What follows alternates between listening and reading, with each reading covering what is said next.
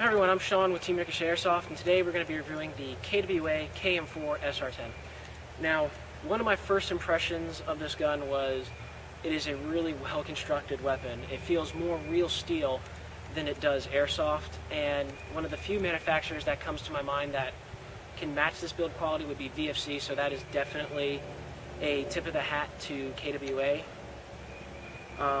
The gun is full middle construction, inside and out. The middle external points would include the front and rear iron sights, the one-piece barrel and the Picatinny rail system, and the receiver, which comes with licensed KWA trademarks and its own unique serial number. Internally, the SR10 uses the 2G high-performance bucking and the 2GX gearbox. I'm personally a big fan of the 2GX gearbox because I think it is one of the most stout version 2 gearboxes that you're going to find in an AEG. So what makes the 2GX gearbox so great is it's structurally reinforced in areas that are prone to failure, and it has precision heat-treated gears. It's designed to resist cold temperatures, and it has huge 9mm spherical bearings. So if you haven't been able to figure it out yet, this is a very robust gearbox inside this gun, and it'll handle just about anything that you're going to throw out at it. The gun does come with a 300-round high-capacity magazine and a KWA limited warranty, which basically just covers the gun if it's a lemon, which is a nice touch, I think. It does not come with the vertical foregrip or the red dot. I personally use them. The gun's hop-up unit is located behind the breech. Just pull the charging handle back, and the hop-up knob is ready for adjustment. The hop-up unit itself uses the 2G high-performance bucking, and the 2G high-performance bucking helps create more consistent shot-after shots by utilizing fins. So I do think that the 2G high-performance bucking helps in the consistency department, but the hop-up unit still needs a little bit of TLC because it really does hinder the range on this gun, unfortunately. The battery compartment on this gun is located in the stock of the weapon. Just pop open the butt plate and you will see a small type connector waiting for you. So it will house a small connector nunchuck style battery, or you can house up to a 11.1 volt 1600 millihenries LiPo battery, which is the maximum recommended battery that KWA recommends. If you go above it, you're going to void their warranty policy. They make that known. So let's get on to the good stuff, the performance. This gun is rated at 400 feet per second out of the box. It's rated at 20 BBs a second out of the box and is LiPo ready. Now, my personal results are a little bit lower than what you would expect because I'm not running a LiPo in this gun currently.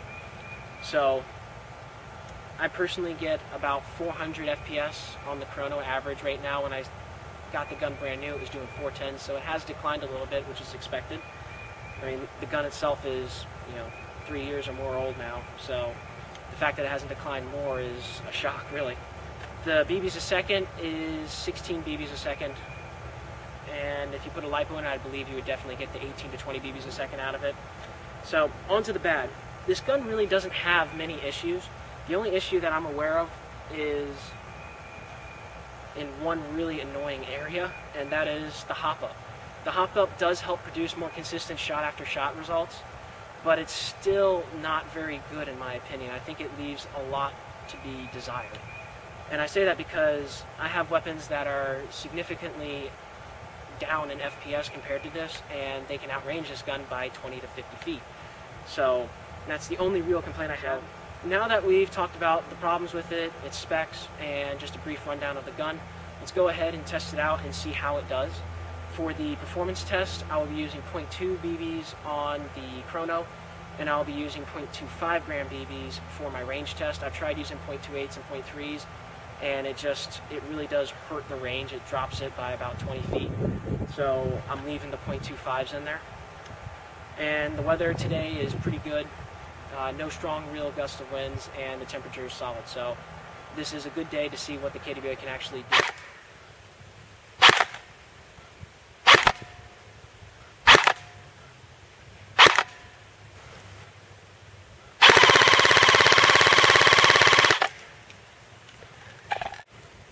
I will now be engaging the 80-foot marker.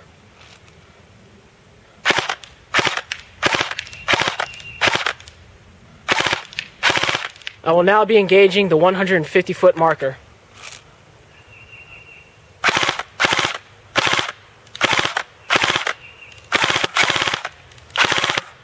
Let's see how the KWA KM4 did.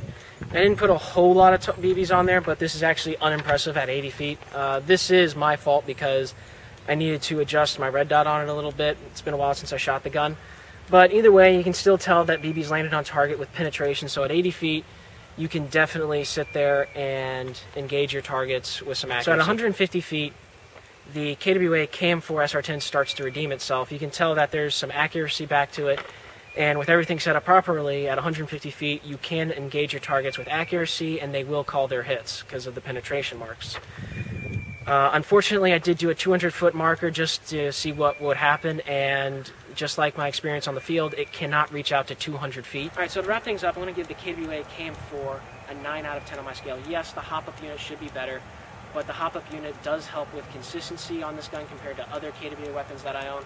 And not only that, but the range still takes you out to 170 to 180 feet max, which is more than enough to be effective on an airsoft field.